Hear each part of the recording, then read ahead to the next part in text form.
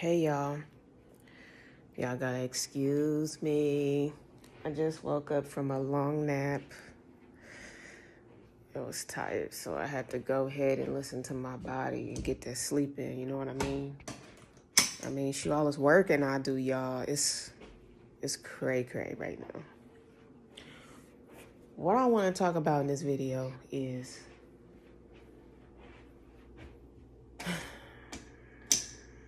after narcissistic abuse or with post-narcissistic abuse, you must learn how to pour into yourself. Because one of the things that the narc has trained you to do, and that's all of us who was abused by the narcissist, is we were trained to pour into them and not into ourselves. We were trained to see about them, to attend to their needs, to think about them constantly, to be on eggshells, trying to make them happy or trying to not piss them off or trying to keep them sane. But we have not been doing that for ourselves. We need to keep ourselves sane. You know what I mean? We need to keep ourselves happy, pour into ourselves, work on ourselves, love ourselves, do things for ourselves. You know what I mean? Like, my brain is going through what I would like to call a metamorphosis or a transition or a transformation process where I'm teaching myself how to think for me and not for the narc, because for 15 years I've been used to thinking about the narc, thinking to do things for the narc, but I'm now thinking to do things for me. I'm now, going to doctors and dentists and orthodontists and, I'm looking at my finances and, putting away money and buying myself clothes and taking myself places and, just thinking about me, thinking about places I want to go in the future, making sure that all my needs are met, you know what I mean? And I'm going through this student period where I'm on this dating app and looking at different things, and then as soon as I see some familiar behavior, I immediately just stop, or I walk away, or I block, or I cut off. Because what I'm slowly starting to realize is I'm getting better at discernment. I'm getting better at understanding, okay, these are the warning signs, these are the red flags. And as soon as I get any warning signs, any red flags, that's when I need to stop, block, walk away, look the other way, because that's how I can protect myself. This is how I can stop myself from running into another narcissist, from bumping into another narcissist, or from getting into a relationship with another narcissist. So I'm learning to say no, because before the narc and during my time with the narc, I was always a yes, ma'am kind of person. It was just to everything. I had a very difficult time telling people no. And I'm learning to tell people no in a healthy way. Like, if I feel some type of way, I'm now learning to start voicing my opinion or voice how I feel or defend myself. And if the answer needs to be no, start saying no. And even to myself, like, there's things I may want, may desire, but I know may not necessarily be good for me. I'm learning how to tell myself no. You know what I mean? I'm learning how to give myself healthy boundaries, and I'm learning how to give others boundaries as well to protect myself. So yeah, guys, I'm really just going through this journey. I'm learning new things. I'm allowing God to open me up in areas that I haven't before. I'm allowing God to do a work in me. And I'm going to be very unrecognizable to my enemies, you know what I mean? I'm going to be very unrecognizable to this narc.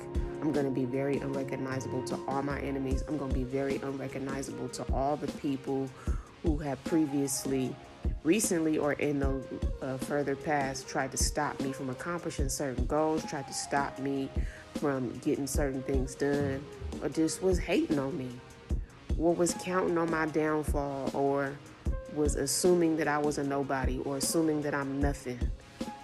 And all these people who was against me, all these people who are my enemies, all these people who counted me out, all these people who assumed that I was a nobody, who assumed that I was going to be nothing. All these people's jaws are finna drop real soon. All of these people are going to be shocked. And it's now or never. You know what I mean? It's now or never. And you either sink or swim. And that's the mode and mindset that God is putting on my spirit. You know what I mean? It's either you fight or you drown. You swim or you drown. You fight or you get beat up. Either you choose to live or you die. You know, either you start working on you or you just wither away. You start giving people boundaries to defend yourself, or people just gonna walk all over you. You start giving yourself healthy boundaries, or you just gonna be pretty much betraying yourself all over again like you did previously with the previous narc. And learning how to take control of your life, learning how to get behind the wheel and take back healthy control of your life. You know, because people, that's the problem with people, is they want to control you. And if they're not in control, you're a problem for them. If they can't control your life, they can't control your time, they can't control what you wear, what you eat, when you eat, how much you eat, what you think, when you think, how long you think, how short you think, when you come in, when you go out, when you come and go, whether or not if you get a vehicle, whether or not if you have children, whether or not if you have a job, or whether or not if you save your money. People want to have control over all aspects of your life. The moment things don't go the way that they wanted to go with you, that's when you become the problem. The moment that they lose control over you, that's when they attack you. That's when they want to,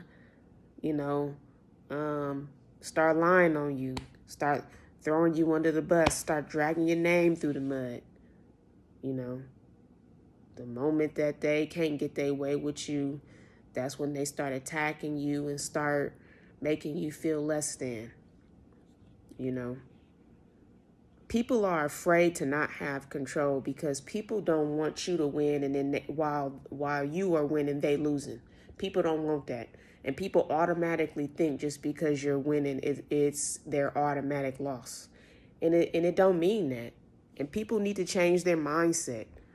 People are very, very toxic. People are very, very dysfunctional. People are very, very insecure. And people are very, very, have very, very low self-esteem.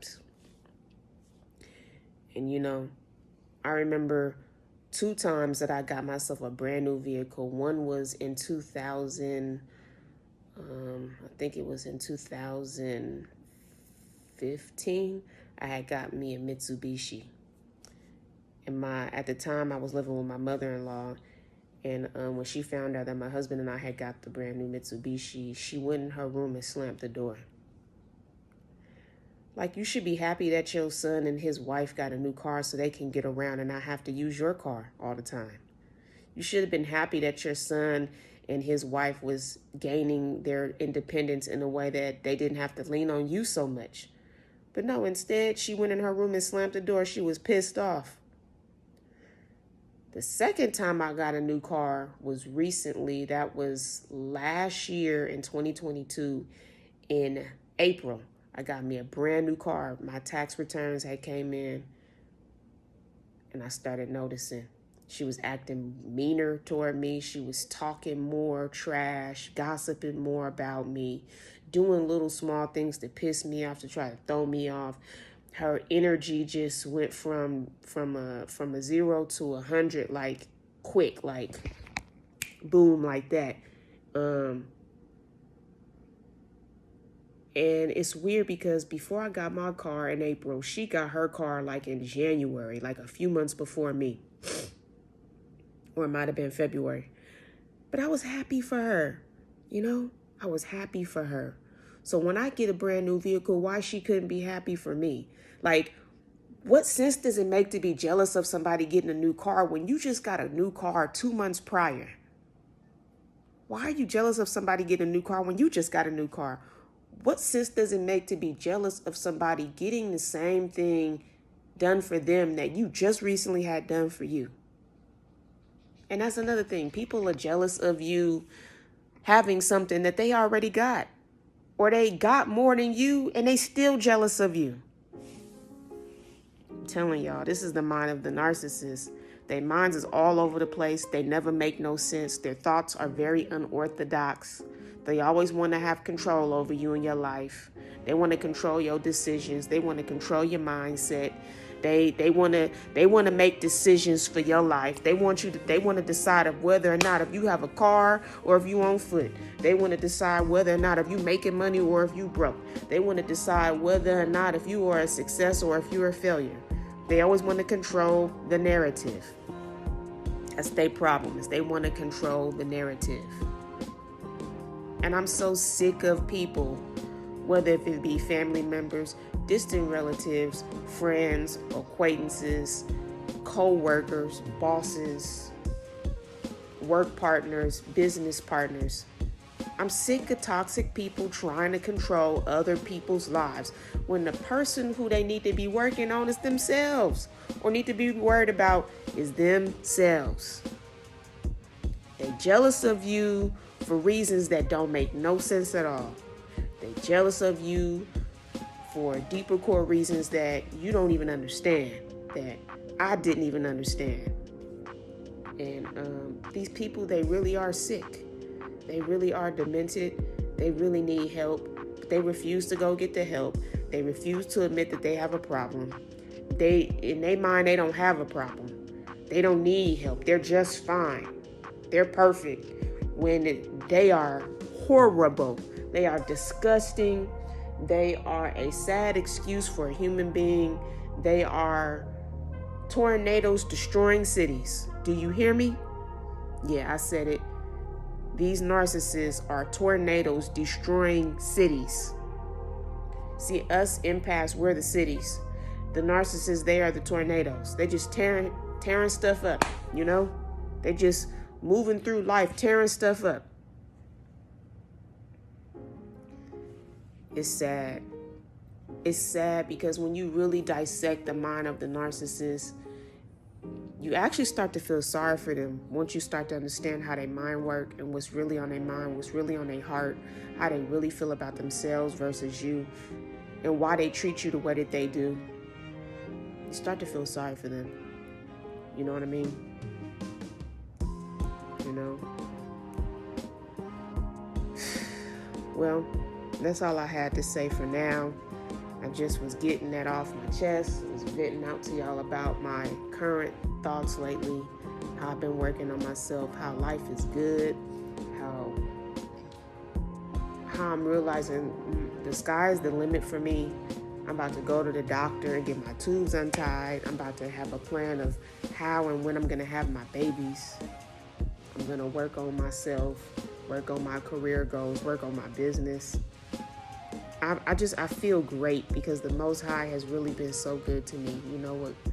It's just, God did this for me, and I'm so grateful. I'm so grateful. Well, you all be blessed, and I'll see you all in the next video. Peace and blessings to you.